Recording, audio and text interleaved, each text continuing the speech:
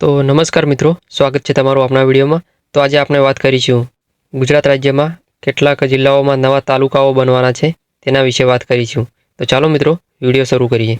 તો મિત્રો, રાજ્યમાં નવા તાલુકાઓની સાથે કુલ તાલુકાઓની સંખ્યા 265 થશે।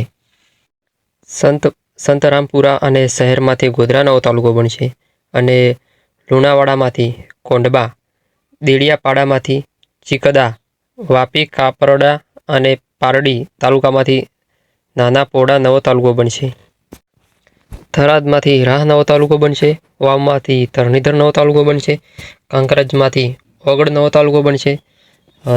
દાંતામાંથી હળાદ નવો તાલુકો બનશે।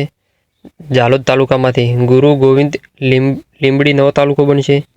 જેતપુર વાપીમાંથી કદવાલ નવો તાલુકો બનશે। કપડવંજ અને કડલાલમાંથી ફાગવેલ, પિરોરામાંથી શામળજી નવો તાલુકો અને બાયવાડમાંથી સાંડબા નવો તાલુકો બનશે। સોનગઢમાંથી ઉકાઈ નવો તાલુકો અને માંડવીમાંથી અરેડ નવો તાલુકો બનશે, બરાબર। અને બહુમાંથી અંબિકા નવો તાલુકો બનશે। તો મિત્રો, આ હતું નવા તાલુકાઓનું લિસ્ટ જે આ પ્રમાણે નવા બનાવવામાં આવશે। તો આ મિત્રો, આ વિડીયો કેવો લાગ્યો? સારો લાગ્યો તો કોમેન્ટ કરજો અને શેર કરવાનું ના ભૂલતા। ધન્યવાદ।